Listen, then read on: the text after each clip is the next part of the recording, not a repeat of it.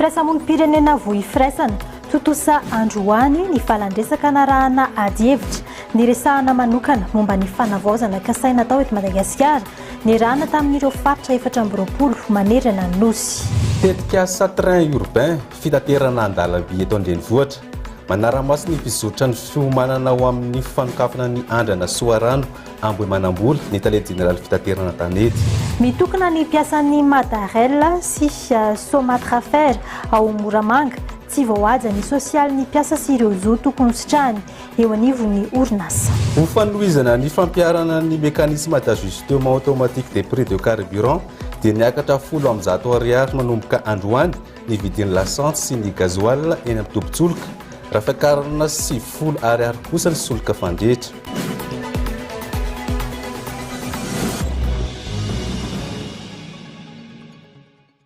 Miarabantsika rehetra tonga soa indray ato anatin'ny journal de la record fotoana ifanomezantsika sy arahanao amin'ny ekipan'ny fampahalalam-baovao eto amin'ny fety lavitra record Madagasikara rehefa alina toy izao dia asaina ianao iaraka aminay hatramin'ny farany. Miarabanao Tahiry. Miarabanao Mano, aterina ihany koa izay fiarabanao antsika rehetra mpanaraka ny fampahalalam-baovao izay.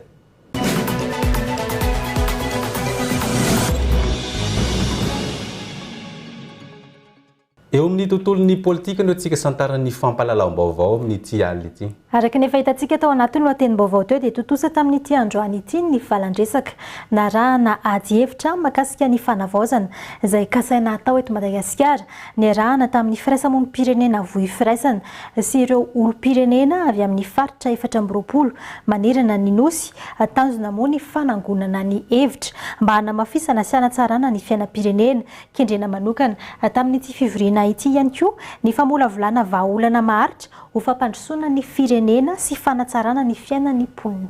Fanazavana eo amin'ny sariny mahandratra samy manana. Notanterahina nandritra ny 3 andro ny fivoriam-be nasionaly mikasika ny fankankevitra nasionaly etsika no karakarain'ireo firaisamonim-pirenena vohy firaisana ary nandraisan'ny faritra 420 manerana ny Madagasikara anjara mavitrika. Ankoatra ny ady hevitra maro samihafa ny fanesy dia natao androany ihany koa ny fivoriana sy valandresaka natao niaraka tamin'ireo olom-pirenena izay narana fanehoan-kevitra sy hitondrana sosikevitra. Noresana andretra ny fiaonana ny fanavaozana ilaina eto amin'ny firenena ka nisan'ny sehatra nodinina ny arenan-kibon'ny tany, ny tontolo iainana ary ny ara-tsosialy sy ny sehatra maro hafa misy fiantraikany vantana amin'ny fiainan'ny malagasy. Tanjona lehibe amin'ity fivoriana ity ihany koa ny fanangonana hevitra avy any amin'ny faritra tsirairay mba hanamafisana sy hanatsarana ny fiainam-pirenena. Kendrena ihany koa ny famolavolana vahaolana maharitra ho fampandrosoana ny firenena sy ny fanatsarana ny fiainan'ny mponina. Dia tamin'ity moa zany ny programma zany amin'ny ankapobeny tanatin'ny 3 andro no nanaovana azy ny programma teo zany nandaminana ny rafitra rehetra ao anatiny ao zany ny révisena ny statut de l'éventueur sy ny base dia tao izay dia nanao ny fifidianana ny gros national tonga ty daholo ny mpikambana rehetra manera Madagasikara agnatin'ny faritra 420. Ty fotoana androany ity dia nanomananay ny débat satria tafanozy ity refondation ity ao anatin'ny fivoriana. Mieritreritra zay tsy hita occasion ohatran'ity intsony zany no hakan-kevitra avy any amin'ny faritra mikasika le refondation. Dia débat zany mahakasika domaine maromaro zany thématique maromaro ao ny resaka mine, ao ny resaka foncier, ao ny resaka culturel, ao ny resaka social ho hitantsika eo zany zay rehetrarehetra zay ao anatin'ny misy panéliste maromaro les jeunes ao anatin'ny fikambanana ihany moa panéliste ao anatiny. Ny zavatra kendrena ao anatin'ity débat ity zany voalohany zany hanamora sy fanangonan-kevitra avy any amin'ny faritra satria efa tonga eto ihany ilay mpikambana dia ho hitaka eto ny fanangonan-faritra satria miainga avy any amin'ny faritra no mahatsara ny débat national ary mitondra ny hevitra amin'ny fampandrosoana ny firenena. Miaksa tena jerevanay dia zao le zavatra mahakasika ny fiainan'ny mponina ka mety hiteraka problème anaty équipe question d'intérêt public dia mandray anjara fena ao anatin'izany zahay. Marina fa 20 taona amin'ity taona 2024 ity ny firaisamonim-pirenena vohy firaisana izay fikambanana izay efa nandray anjara mavitrika hatrany amin'ny fanoloran-kevitra sy fanamafisana ny feon'ny vahoaka eo anivon'ny fanjakana. Izahay zany efa 20 taona ny joro ny teto Madagasikara tamin'ny 2005 ka 20 taona amin'ny 2025 ity. Tao anatin'ireny dia be ny hetsika zay efa natao. Ny voalohany aloha nametraka ny structure era Madagasikara.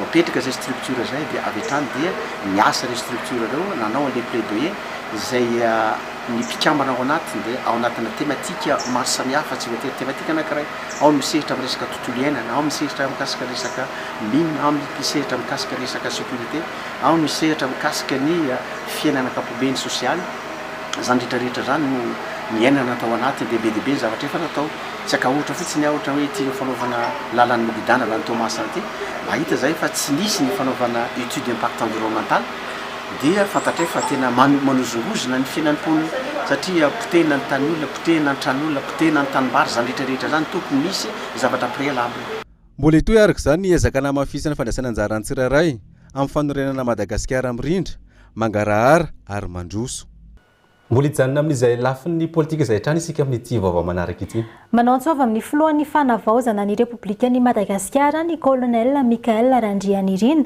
nandrasana Augustin Joseph izay candidat ben'ny tanàna tao amin'ny commune ambanivohitra Mitsinjo distriktan'ny Toliara faharoa ao amin'ny faritra Atsimo andrefana araka ny nambarany dia nahazo fandresena ara-dalàna izy taorian'ny vokatra vonjimaika nivoaka tamin'izany na izany aza nefa rehefa nivoaka ny vokatra ofisialy navoaka ny seni ao anivon'ny faritany dia niova tampoka ny zava-nisy lasa ny candidat avy amin'ny antoko Irmar izay mpifanandrina taminy no nambara fa lany tamin'izany nilaza moa nandrasana Augustin fa victime izy sy ireo mpombazy ary misy ny fitondrandra ratsy ara-dalàna na tonga ny fiovan'ny vokatra miantso ny filohan'ny fanavaozana sy ny ministry ny fitsarana ihany koa mba hijery akaiky ity raharaha ity ho iatrany ny fanazavany nambarany ihany koa fa tao anatin'izay herintaona izay dia tsy nisy mpitantana ny commune ka nahatonga ny mponina ny toerana ho very fanantenana sy miaina ao anatin'ny fikorontanana ara-pitantanana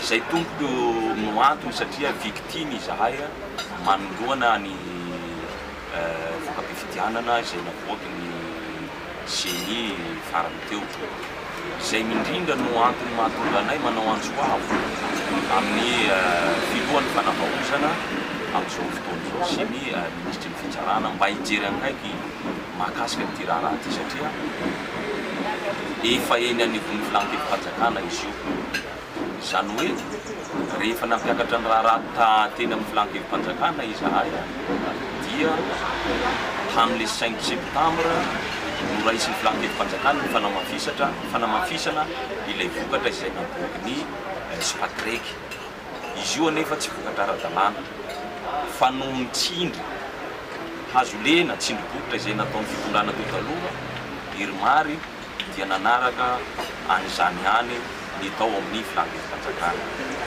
fotoan'ny fanavaozana nefa izao izay mihitsy no nanosika anay nangataka recours révision teo anivon'ny filankevi-panjakana indray mba amerina ilay vokatra tena ara-dalàna satria fotoana fikatsahana ny marina izao ka efa eny anivon'ny filankevi-panjakana le iza ka gn'antony mahatonga ny manao zao zavatra izao dia tsara fantatsika ary fa haitsika ombelobeny fa mety tsara dia vakansidisera izy afaka fotoana folo 15 décembre angamba raha tsy diso amizay tsy miditra ihany koa raha tsy amidina janoary enambolo izay no antony novanay fanahirana amin'ireo olona ambony ireo mpitondra ireo mba hijery ny tiraharaha ty akaiky satria ny situation any an-tanàna ratsy amin'izao fotoana izao ratsy moa satria nikatona ny birao efa tsisy be ny tanàna ray taona io commune io efa manao fitaraina no ny hainao manjery etseroa ny mponina ao amin'ny commune io ny vahoaka nefa tsy misy mieno sanatria ve mbola ho toy ny fitondrana teo taloha ity fitondrana ity ka tsy heny fombahoaka ko dia izay mihitsy no mahatonga anay manaitra satria miaratsy ny situation nandalo tany amin'ny commune Tsinjo tany mena io manko tany Toliara ny filoham-panjakana voherinandro vitsivitsy zay io commune io anefa no misy ny birao ny faritra Atsimo andrefana raha ny tena marina dia tokony be ny tanàna ny commune io mandray azy mandray fitenenana nefa tsy haiko angamba na tsapandry zareo zany na tsy tapandry zareo fa tokony ho tsapatry zareo ary sisy tsy afantatra an'io ka io mahakasika ny Tsinjo fa lafim-baovao mahakasika ny andro iretsam-pirenena ho an'ny firotsahana an-tsitrapo toy ny sataona dia nandray anjara tamin'ny fanamarian'ny andro iraisam-pirenena ho an'ny firotsana an-tsitrapo i Madagasikara tamin'ny alalan'ny ministerin'ny serasera sy ny kolotsaina izay pia izy ireo. Nisy ny hetsika ofisialy tetsy amin'ny efitrano Avory Anosy androany.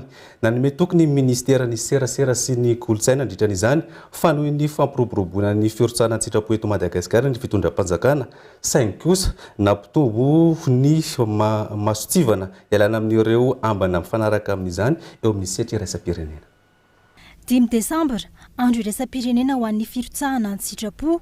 Nanatanteraka hetsika niaraka tamin'ireo solotena andreo mpisehatra rehetra amin'izany manerana ny nosy androany ny ministeran'ny serasera sy ny kolotsaina izay piany firotsahana an-tsitrapo eto Madagasikara. Isa-taona isaky ny 5 Desambra dia mankalaza ny andro iraisam-pirenena ho an'ny firotsahana an-tsitrapo ny avy eto amin'ny ministeran'ny serasera sy ny kolotsaina. Andro natokana ho an'ny mpirotsaka an-tsitrapo zany hanomezan-danja ireo asa vita nandritra ny taona.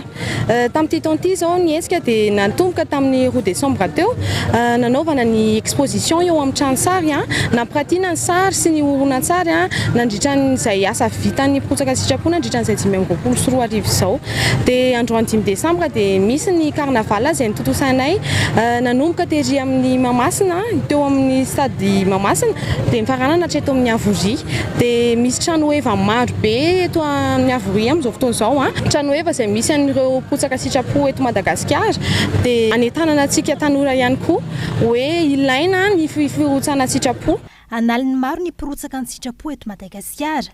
Tena mahavita be amin'ny fampivoarana sy ny fampandrosoana izy ireo, hoy ny minisitra Gaskara Fenso Mandrindrarivony. Anisan'ny sehatra tena iseharan'izy ireo ny fanabeazana, ny fahasalamana, ny tsy fandriampahalemana sy ireo mahakasika ny maha-olona amin'ny ankapobeny. Nandritra ity fanamariana androany ity, nanome toky ny minisitra fa hanohy ny fampiroboroboana ny firotsahana an-tsitrapo ny fitondram-panjakana malagasy. Saingy kosa nampitombo ny masotsivana indrindra ho an'ireo mpilatsaka an-tsitrapo avy amin'ny sehatra iraisam-pirenena mba hialana amin'ireo ambana maro izay tsy maintsy hitandremana.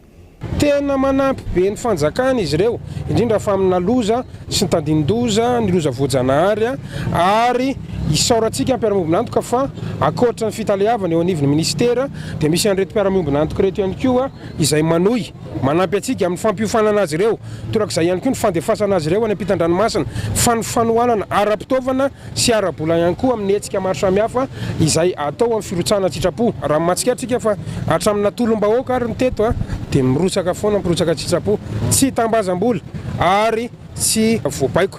Ny mahafinaritra dia ny tanora ny betsaka ao anatin'izy ireo manomboka eto kosa dia tena tsy maintsy ho tandremana satria misy manararoatra amin'ny resaka politika indraindray ny firotsahana an-tsitrapo.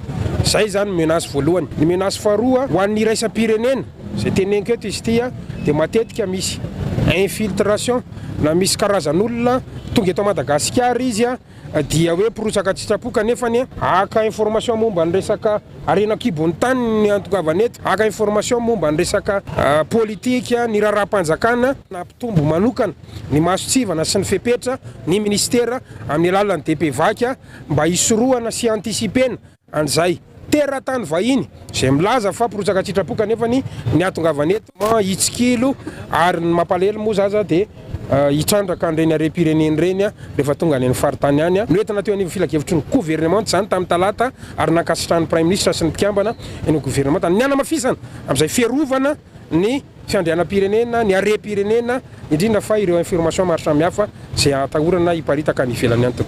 Manan-danja ny fandraisana anjara ny tsirairay io mono loha-hevitra tamin'ity fanamariana ny andro iraisam-pirenena ho an'ny firotsahana an-tsitrapo androany ity. Fa lafo vaovao mahakasika ny sehatra ny fitaterana an-dalamby eto an-drenivohitra. Tetika asa train urbain na fitaterana an-dalamby eto an-drenivohitra nidina nanaraha-masiny vizotrin'ny fanomanana ny fanokafana ny andrana soarano Ambohimanambola ny tale général ny fitaterana an-tanety eo anivon'ny ministera ny fitaterana sy ny famantarana toetrandro Andriamatovotra ary priva Andriamiarintsoa. Ity tetika asa ity izay isan'ny fanatsarana ny fitateram-bahoaka eto an-drenivohitra sy ny manodidina hoy ny fanazavana anampy ireo efa misy eo am-pandinina ny lamina ho apetraka amin'ny fanokafana ny andrana io ny ministera ankehitriny ho hatrany ny fanazavana. araka nefa nambarany ministry ny fitaterana sy ny famantarana ny toetrandro Juste Crescent Harrison ny herinandro lasa teo dia hanomboka hiasa amin'izay ny fitaterana an-dalambe eto Antananarivo ny train urbain ary kasaina ho atao andrana amin'ny 15 ny volana Desambra ho avy izao izany. Nanara-maso akaiky ny fampandehanana mba hahazoana antoka ny fahombiazana ity tetikasa lehibe ity moa ny talen jeneraly ny fitaterana an-tanety eo anivon'ny ministera Andriamatoa Janara Priva Andriamiarantsoa nanao tatitra manomboka namomba ny fandrosoan'ny tetikasa ny tenany eo ampandiniana ny lamina rehetra ho tanterahana amin'ny fanokafana amin'ny fomba ofisialy sy ny andrana amin'ny 15 Desambra ho avy izao io ny ministera hoy ny fanazavana. Ny 15 Desambra io zany no anomboantsika azy moa zany hoe ny ampandehanana ny train efa mandinika an'izay zay zany zao hoe ahoana ny anaovantsika azy hoe hoentina fotsiny ve ny olona sa hoe ampandoavina frais. Ampahafantarina antsika ihany koa fa ty train ty dia ao anatin'ny fanatsarana ny fitaterana eto Andrenivohitra fitateram-bahoaka zany anisan'ny mazaka vahoaka marobe koa ny train. Fanatsarana eo amin'ny fitateram-bahoaka eto Andrenivohitra sy ny manodidina ny fanokafana indray ny train urbain na ny fitaterana an-dalamby ho hatrany ny fanazavana no ezahana natao mampiaty izany hoe efa misy toerana fidirana manokana sy hipetrahana ho an'ireo olona manana fahasembanana ihany koa araka ny fanazavana hatrany. Fahazahoana mitatitra olona be da be zany ny fampiasana ny train maketo a Sorano makany Ambohimanambola aloha zany tena azo tombontsoa manokana amin'izany dia amin'izay fotoana izay zany ny fampiasana ny fiara-pitateram-bahoaka akory tsy hoe mijanona fa mitofoana fitateram-bahoaka miampy ny train manampy azy amin'izay fotoana izay. Mety hisy fiovana ihany amin'ny embouteillage, mety hisy fiovana ihany koa ny fotoana lany amin'ny fampiasana ny fitateram-bahoaka tsy natao an'ny hoe olona salama sy ihany fa ny olona sembana na ny mandeha chaise roulante reny sy ny karazany zany dia efa misy toerana natokana ho an'ireny ao anatin'ny train. Ny fidirana ao anatin'ny train koa efa misy fitaovana manokana namboarina eo amin'ny varavaran'ny train eo izay misokatra automatique iny rehefa misokatra amin'ny varavaran'ny train ahafahan'ireny olona manana fahasembanana sy tsy tonga manatsara ara-batana. Ampitoy an'i Sorano hatrany Ambohimanambola lalana mirefy 40 kilometatra moa no nosokafana izao aloha. Misy station miisa 10 izany ka ny 7 amin'ireo no ampiasaina. Locomotive diesel, misy voiture de voyage miisa 2 afaka mitondra olona hatrany amin'ny 300 mahery no ampiasaina araka ny fanazavana. Mahakasika ny saran-dalana kosa mbola eo anatin'ny fanaovana fanadihadiana tanteraka ny tompona andraikitra amin'izao fotoana izao. Tompona andraikitra rehetra zany efa miezaka daholo hanao ny fanentanana ary amin'ny herinandro ambony zany dia efa mafy be ny fanentanana ny rehetra amin'ny fampandehanana ny train ity. Zany moa tokony efa fantatritsika rehetra koa fa ny lalam-by dia misy lalana mifehy azy dia efa hiditra amin'izay fanentanana rehetra zay tsika zany amin'ny herinandro ambony rehetra io mandrapahatonga amin'ny fampandehanana ny train. Amin'izao voalohany izao dia ny ministera no iantoka ny fampihodinana ny train urbain efa miomana amin'ny fandraisana an'izany kosa ny orinasa manokana efa natokana ho amin'izay araka ny fanazavana. Hatao ny fizarana voalohany ny fampahalalam-baovao rehefa avy eo ny fizarana faro.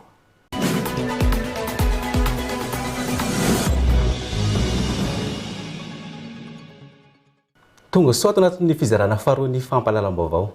Lafim-baovao mahakasika ny olana ara-tany dia ivatsy ho ela ny olana mikasika ny tany izay mampikorotana ny vahoaka ao amin'ny commune Ambohitoka distrikany Mampikony hoy nambarany ministry ny fanajariana ny tany sy ny raharaha-tany ny jeneraly Lilson René de Roland raha nitsidika tany atoerana ny tenany omaly adidiny ny fanjakana hoy izy ny miaro ny madinika izay tratra ny tsindry azo lena amin'ny resaka ady tany ary matokisany ministera ny fitsarana fa isy ny vahaolana mahakasika an'izany ho hiatrany nambarana Andriamatoa minisitra fony izao mbola gouvernoura dia efa niady ho an'ny vahoaka ny tady vahaolana tamin'ity resaka ady tany manerana ny nosy ity ka ho tohizana hatrany izany ho hiatrany nambarana Andriamatoa minisitra mitatitra an'izay Alfleon. Ho tapitra hatreo adinareo, ho fagnahatreo adinareo.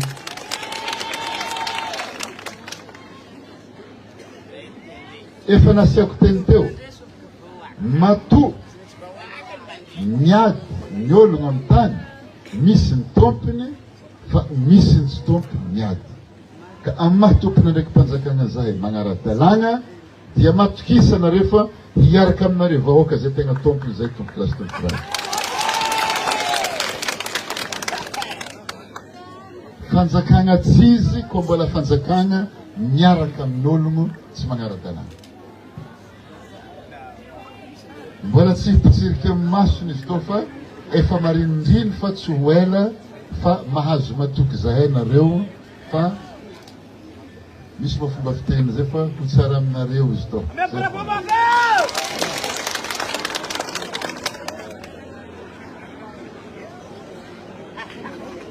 niany tô zahay io eto ho voatetinay Madagasikara tô agnatin'ny volagna vitsivitsy handeha any Sambava zahay amin'ny Sabotsy misy olagna tany goavagna koa zao ho vavahagny latsinainy zahay ny Anosy-Be regnitsika te olagna ny Sakatie nalaza agnisan'ny nampirodana fitondrana voavahy izy amizao satria nasaiky nizaraigny amin'ny fokon'olo mitompo tany ny tany amin'ny alalan'ny ODOC 5 ariary na ariary 10 mètre carré samy mahazony anazy ka hatantsika magnanjany aby zany ny tany jiaby zay misy olana fa lafim-baovao afa-tanteraka kosa indray ary mahakasika ny fitokonandreo mpiasa ny Madarella ny Moramanga dia taoriny teto Antananarivo ny tokony ihany koa ny mpiasan'ity orinasa ity sy ny mpiasan'ny orinasa Somatrafer ao Moramanga tsy voahaja ho izy ireo ny sosialin'ny mpiasa sy ireo zo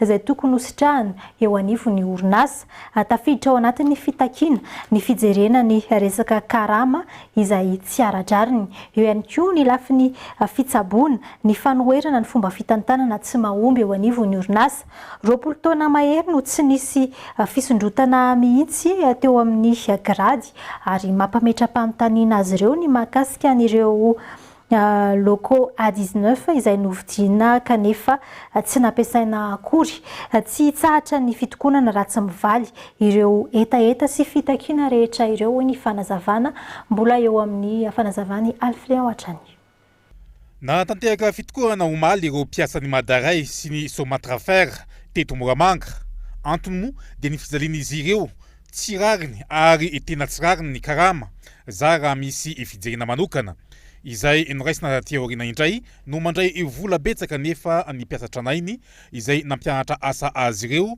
no atao ankilabao ny vary eo an'ny Somatrafer dia za raha misy ny fizarana azy amin'izao fotoana izao ary fanazavana eo amin'ny tontolon'ny fitsaboana kosa indray dia misy ny latsakemboka avy amin'ny mpiasa sy ny mpampiasa izay natokana ho an'izy ireo tsy ara-drarina nefa ny zava-miseho ny fanafody tsy misy ny fanapahana ny vidim-panafody ao amin'ny karama nefa tsy lazaina intsony fa amin'ny toetrany mahakasika ny kariera kosa indray dia tsy misy fijerena mihitsy ny fanondrotana grady eo an'ireo mpiasa 20 taona aty aoriana mbola ny teo ihany ny teo raha ny vaovao voaray atrandy mampametra-panontaniana ireto mpiasa ireto ihany koa ny mahakasika ny locaux AD19 izay novidiana lafo be nefa tsy niasa akory izany iza ny tompon'andraikitra hoy izy ireo hazavao aminay ny feray natao aiza ny vola fa toa tsy nisy fiantraikany taty aminay fitaterana ny isoloka sy ny orinasa Ambatovy izay mampidi-bola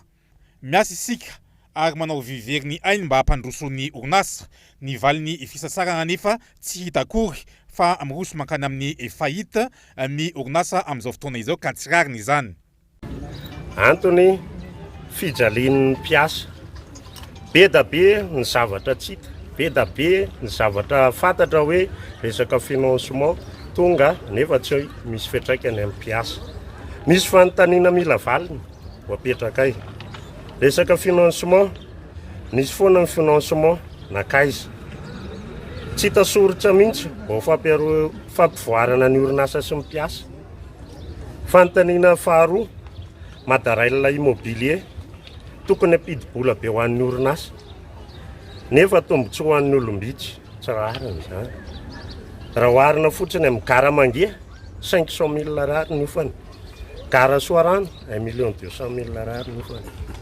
aiza niofany tany 10 hectare ao Tomasina 500 000 rary niofany tsy rariny ny karama omena ny vazaha tsy manana olona ve sika fa raha ny karama sy ny dépense rehetra izay omena azy dia tokony mba hisy tombontsoa kely ho an'ny mpiasa milaza izy fa ampandroso nefa hatramin'izao tsy hita ihany.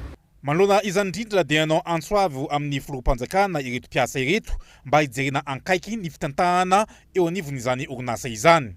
Noho izay anton'izay zany dia efa tena hoe niaritra ny fijaliana ny Madarel Somatrafera nanomboka tamin'ny tantanana n'ity orinasa ity tamin'ny 3 sy 4 arivo hatramintsika miteny izao. Eto zany zahay mpiara-miasa rehetra dia miantso anao Andriamatoa filohan'ny Repoblikan'ny Fanavaozana amin'ny Madagasikara satria noho izay fanavaozana irahantsika misalahy sy rahantsika anarina Madagasikara zay dia miantso anao zahay mpiasa an-dalamby reto tena mijaly tongavy ianao jereo ny lalamby jereo ty Madarel orinasa ity fa tena misy fitantanana tena tsy mety tena tsy mahomby ao anatin'io dia amin'izay fotoana izay ihany koa na ny arabola izay nampiasain'ity orinasa ity na reo fitaovana izay be dia be fitaovana hoe tokony mbola ampiasainay nefa namidy amin'ny tsirariny le izy dia izay ny angatanay aminao Andriamatoa filoha.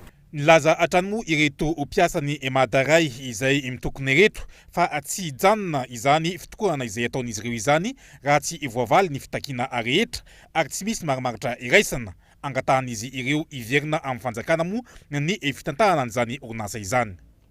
Fahijanany Moramanga isika amin'ity fampitambavao manaraka ity. Mpiasan'ny orinasa Ambatovia ao Moramanga misy 120 no tolorina medaly fankasitrana ny asa vitany ka ireo niasa 7 taona ka hatramin'ny 12 taona no zarana izany.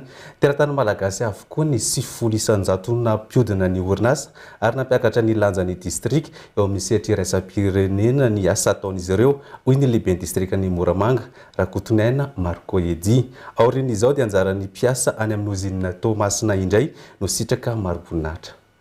Notolorana medaly fankasitrahana azy ireo mpiasa miisa 20 sy 100 avy amin'ny orinasa mpitrandraka ny Kels Cobalt eto Moramanga ny herinandro lasa teo. Ny ankabeazan'ireo mpiasa ireo dia handray ny medaly alimo ihany koa ny handray ny medaly volafotsy ary misy iray tolorana medaly 2. Efa niasa nandritra ny 7 taona ka hatramin'ny 12 taona teto anivon'ny orinasa Ambatovia moa ireto mpiasa ireto ka izay indrindra na tonga azy ireo nahazo izao mari-pakasitrahana izao. Fotoana tokoa ity entina ihany mezam-boninahitra sy fankasitrahana ireo mpiasa ireo noho ny taona maro izay netiny nitondrana ny fampandehanana ny orinasa ary indrindra koa nandraisany anjara tamin'ny fampandrosoana ny firenena satria dia tsy azontsika adonona fa ato Ambatovia dia isany mandray anjara lehibe amin'izay hoe fampandrosoana Lovainjafy eto Madagasikara izay. Raha ny fantatra dia ny mpiasa no mangataka ary arakaraka ny taona niasana no anomezany sokajina medaly izay ho azony. Koa anatin'ny izany no lazany lehiben'ny distrika ao amin'ny distrikan'ny Moramanga fa mampiakatra ny lanjan'ny distrika eo amin'ny sehatra iraisam-pirenena ny asa izay ataon'izy ireo. Ny asa ataonareo ao Ambatovia dia tsy asa famokarana sy fitrandrana ny Kels sy Cobalt fotsiny ihany fa asa mampiakatra ny anaran'ny distrikan'ny Moramanga eo amin'ny sehatra nasionaly sy iraisam-pirenena. Ny faharetanareo sy ny fahaizanareo dia anisan'ny vato fehizorony ny fampandrosoana eto amin'ny faritra. Marina moa fa teratany malagasy avokoa ny mahery ny 900 ny mpiasa ao Ambatovia. Aorian'izao dia ny mpiasa ao amin'ny ozinina Tomasina indray no tolorana mari-pakasitrahana. Faheverenantsika kely ny mahakasika ny eo anivon'ny ministera ny serasera sy ny kolotsaina. Ady amin'ny osika sy fiarovana ny zon'ny mpamorona CD sy DVD osika miisa 10,000, décodeur pirate, Hello Box sy Open Box 10,000 ary boky osika maro no nodorana tetsy amin'ny digue Ambohitrimanjaka ny alarobia lasa teo. Fiara-miasa teo amin'ny ministera ny serasera sy ny kolotsaina sy ny brigade anti-piratage tao anatin'ny foiezaka nandritra ny efa-bolana dia olona misa 9,000 no voasambotra noho ny fanaovana osika araka ny fanazavana. Tafiditra sady amin'ny fanatanterahana andreo hevitra voaray tamin'ny fakakevitra nataon'ny ministera ny serasera sy ny kolotsaina andro maromaro lasa izay dia miasa amin'ny fiarovana ny zon'ny mpamorona sy ny ady amin'ny osoka avy hatrany izay mamono andreo mpisehatra eo amin'ny kolotsaina sy ny fanabeazana eto Madagasikara ny ministera ny serasera sy ny kolotsaina. ny alarobia lasa teo. CD sy DVD piraty na osika misa 10,000, box piraty, Hello box sy open box misa 10,000 ary boky osika maro no nodorana sy nopotehana tetsy amin'ny dikina Ambotry Manjaka tao anatin'ny Fokotany Morondava. Etsika vokatry ny ezaka tao anatin'ny fohy ezaka efa bolana no tanterahany brigade anti-piratage ka olona 12 no voasambotra. Tanjona ny tsy iverenandreo vokatra ireo intsony eny an-tsena sy ho fiarovana ny zony ny mpamorona sy ny orinasa tena tompony hoy ny fanazavana. Misy moa samborona ny olona dia atao fanadihadiana, misy hoentina tribunal, misy atao resaka fanaraha-maso. Fa ny vokatra dia tazominay foana, stokenay aty foana zany. Ny olona efa voasambotra ireo dia ny arrestation efa vita zany dia eo amin'ny 19 ao. Efa vitanay tao anatin'izay foezaka efa bolan'izay. Teny Ambodin'Isotry, Anosy-Be, Andravoangy, Fasankarana, Akadimbahoaka sy teny amin'ireo fiantsonana ny taxi brosy ary tany amin'ny tambazotra tserasera ihany koa no tena natratrarana an'ireto vokatra pirata tanodorana sy nopotehana ireto araka ny fanazavana. Porofo ny asa azombokatra eo amin'ny fanatanterahana ny vina ny fanavaozana amin'ny alalan'ny ministera ny serasera sy ny kolotsaina izao hoy ny tompon'andraikitra. Mamerina trany aloha ny fisaorana ny brigade anti-pirate izao vokatra azo izao, manaporofo izao fa miasa daholo zany ny ratsa mandraiky eo anivon'ny ministera manatateraka ilay vina amin'izao fotoana dia ny hoe amin'izao fanavaozana izao dia miasa trany dia mila vokatra ka porofo izao vokatra hitantsika izao. Ny eo anivon'ny ministera dia voaingana manao fankakevitra indrindra momba ny resaka famorona ka izao zavatra izao dia anisan'ny fiarovana ny zon'ny mpamorona, ny mpanoratra, ny mpamokatra ary efa nanao antso avy ministera ho an'ny mpamokatra, ho an'ny mpanjonjara ihany koa ao anatin'izay ireny sibera ireny. Raha tsy diso ny tena dia efa indrony ataony izay. Ny ekipa efa ao anatin'ny fandrafetana an'izay volavolan-dalàna ny voaka teo anivon'izay fionan-doha izay avy amin'ireo mpisehatra eo anivon'ny kolotsaina sy ny serasera izay. Tanjon'ny ministera moa zany dia mba ny hoe apiditra ny mpisehatra rehetra eo anivon'ny ara-dalàna zany ary mba azo tombontsoa daholo ny rehetra amin'ny asa rehetra izay ataony. Hatreo ny fizarana faharoa indray eo ry ny dokam-barotra dia miverina eto izay amin'ny fizarana fahatelo amin'ny fampahalalam-baovao.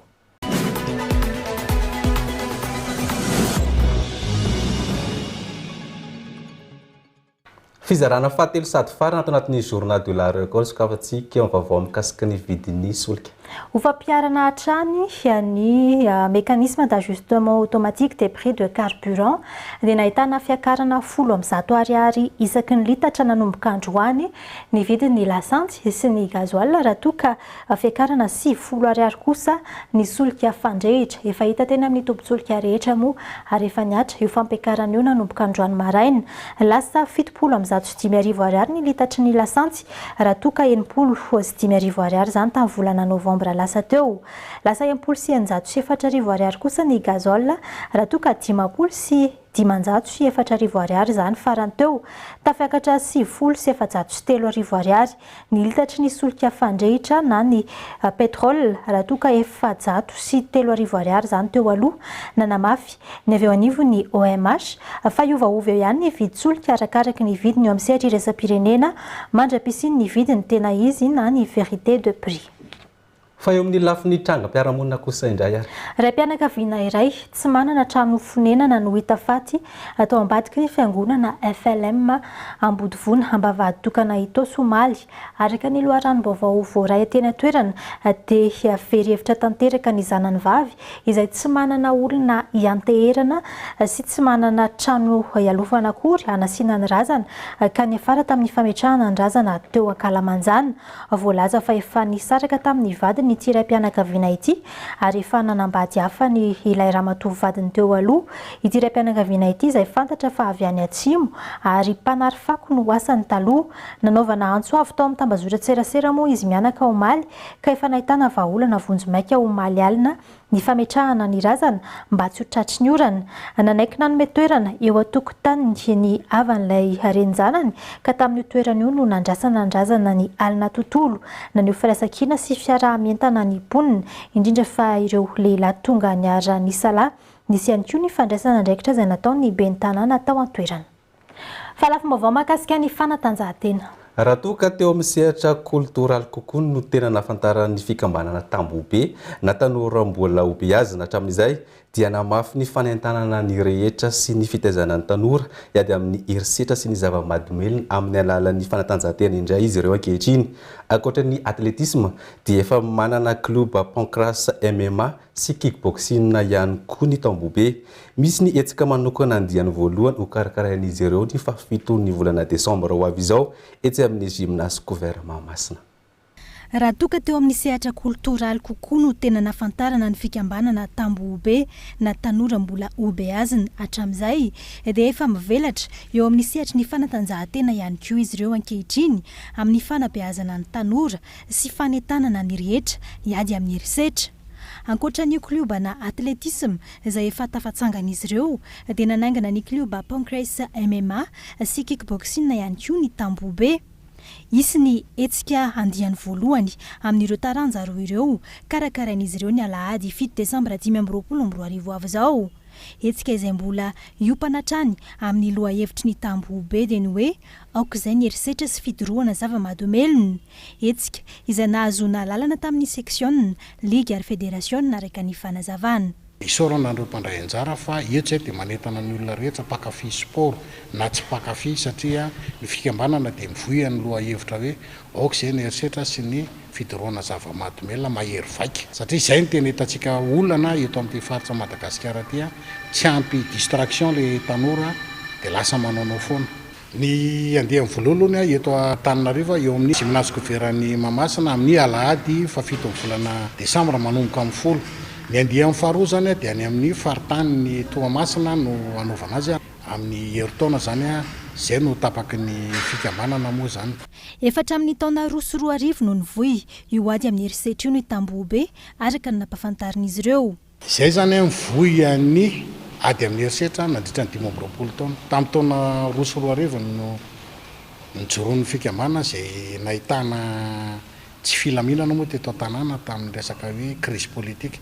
Nanjaka be ny fanolanana ankizy dia nandray an-tanana fampiresaka ny tanora andoranga edina zany ady amin'ny herisetra zany sensibilisation satria tsy andro vahiny tsika fa tsika samy malagasy ihany no afaka no mame an'izany resaka hoe fiarahamonina malagasy zany satria na amin'izao fotoana izao reny mbola miseho be le ady amin'ny herisetra vonondry zareo mihitsy le tanora ka entanana ny rehetra ratsy le izy samy miara-manaiky tsika amin'le resaka herisetra dia zay mahatonga le hoe any amin'ny taranja sport sy ny resaka tena hoe dansa ny retsarehetra zany aloha okipena ny ankizy zany na ny lehibe koa ry afaka manao an'izany. Avy eto Analamanga sy ny faritra maromaro no handray anjara amin'ny hetsika amin'ny alahady avy izao etsy amin'ny gymnase couvert Mahamasina io. Classe A avokoa no handray anjara ho an'ny pancras MMA izay izy combat 12 sy ny kickboxing izay izy combat 14 ary match de défi amin'ny kategoria sy ny lanja rehetra araka ny fanazavana. Efa vonona avokoa ireo mpiatroka. Ny fanomanana zany efa anaty préparation tanteraka. Vonina tsara hiatrika combat. Vonina tsara no an'ilay combat efa nanao fanomanana tsara dia manasa antsika rehetra zany mba ho tonga daholo fa afinaritra ny lalao. Fa mbola mitohy amin'ity volana Desambra ity ny promotion tolotra tonnerre eto amin'ny record Madagasikara sy ny onjam-peo 2.7 fihenam-bidy hatramin'ny 300 isanjato ho anao client direct ny mpanjifa amin'ny vantany izay promotion tonnerre izay ndeha horantsika hatrany ny fanampanazavana. Tonga ny promo tonnerre mahazo fihenam-bidy 300 isanjato na sport, public reportage, matraquage, petites annonces, sy ny sisa. Mandritra ireo volana roa farany amin'ity taona ity. Enyo, 300 isanjato anampy anao anasongadina ny marikao ary ampafantatra ny vokatrao. Faingana re, tolotra manakera hatramin'ny volana Desambra ho an'ny mpanjifa mivantana. Contact 038 79 317 44. WhatsApp 034 17 078 37. Page Facebook Record Madagascar.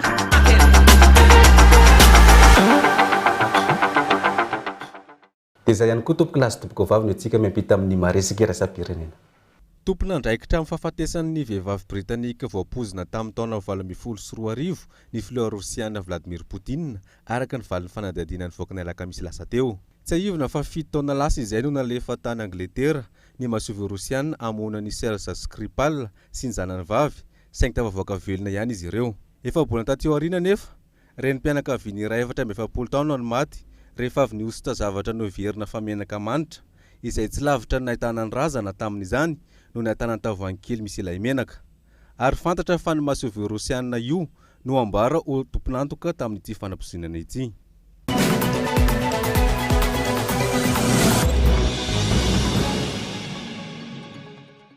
Tonga omaly tany Roma ny hafa olympique ny lalao Jeux d'hiver Milan Cortina 2026 nanokotra ny fampitaovana any amin'ny faritany italiana rehetra mialohan'ny fanokafana ny 9 febroary ho avy izao. Ny mpilalao taranja tennis olympique sady tompon-daka tamin'io taranja io Jasmine Paolini niaraka tamin'ny filohan'ny komity mpikarikara Giovanni ilay lelafo tamin'ny sidina iray tany an-toerana. Anomboka ny sabotsy ho avy izao ny fifamizarana izay amin'ny total 2,3 kilometatra ary aritra 13 andro. Amakivaky faritany italiana 10 izany mialohan'ny atongavany ao amin'ny kianja San Siro iray any an-toerana amin'ny lanonana fanokafana ny 9 febroary ho avy izao. Anio no rehetra ao amin'ny Curran Palace ny afo eo anatrehan'ny filoha Sergio Mattarella sy ny filohan'ny USA. Atreo ny fiarahantsika tamin'ity alina ity ankasitrahana ianao niaraka tamin'ny journal de la record hatramin'ny farany raha mpitso amin'ny ora mahazatra tsy miova ny fandarany fampahalalam-baovao indray. Aoreny izao fampahalalam-baovao izao no anarana ny tantara mitohy fanomezana fotoana ho amin'ny rapitso indray. Veloma tompoko. Veloma tompoko.